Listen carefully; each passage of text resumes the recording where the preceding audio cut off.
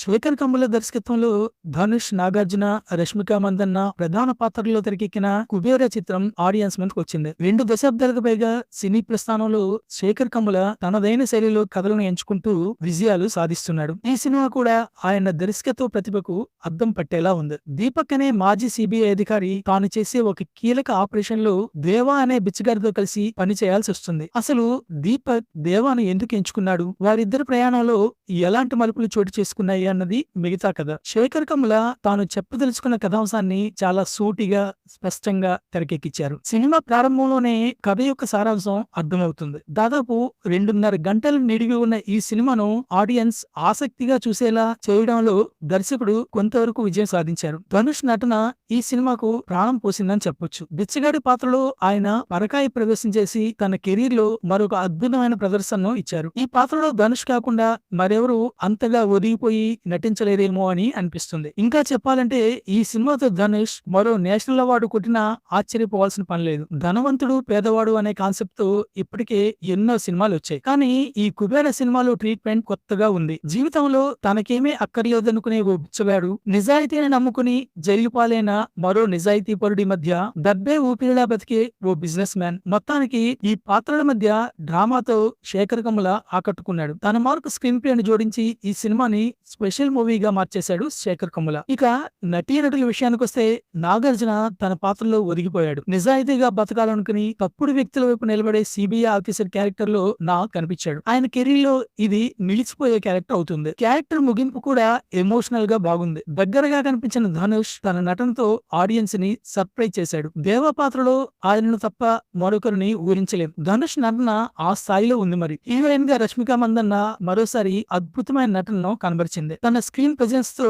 మెప్పించింది ఆమె. విలన్ గా gym sir perfect గా సెట్ అయ్యాడు. అలాగే దలీప్ తాహిల్, కల్నల్ రవి శర్మ, సునయనాలతో పాటు మిగిలిన నటీనటులు కూడా ఆయా పాత్రల్లో తమ నటనతో మెప్పించారు. ఇక 1,00,00,000 కోట్ల స్కామ్ కథ, బాగా డబ్బున్న వాళ్ళకి ఏమీ లేని వాళ్ళకి మధ్య జరిగిన ఈ డ్రామాలో ఎమోషన్స్ కూడా చాలా బాగున్నాయి. ఇక ఈ మూవీలోని మైనస్ పాయింట్స్ విషయానికి వస్తే బరువైన ఎమోషన్స్ తో వచ్చిన ఈ ఎమోషనల్ ఎంటర్టైనర్ కుబేర చాలా వరకు బాగా ఆకట్టుకున్నప్పటికీ కథనం పరంగా వచ్చే కొన్ని సీన్స్ సినిమా స్థాయికి తగ్గట్టు పూర్తి స్థాయిలో ఆకట్టుకో. అలాగే సినిమాలో ఉన్నంత హైప్ ను సినిమా మొత్తం కంటిన్యూ చేయలేకపోయారు. ఇక నాగార్జున విలన్ల మధ్య ట్రాక్ ఇంకాస్త బెటర్ గా ఉంటే బాగుండేది. మొత్తానికి కథలో చెప్పాలనుకున్న మెయిన్ థీమ్ తో పాటు కీలక సన్నివేశాల్లో మంచి పనితీరుని కనబరిచిన దర్శకుడు శేఖర్ కమ్ముల మిగిలిన కొన్ని సన్నివేశాల్లో మాత్రం నెమ్మదిగా కనిపించాడు. ఇక ఈ సినిమాకి సంబంధించి సాంకేతిక విభాగం గురించి మాట్లాడుకుంటే cinematographer Niketh Bommireddy cinematography work అద్భుతంగా ఉంది. సినిమాలోని కీలక సన్నివేశాలతో పాటు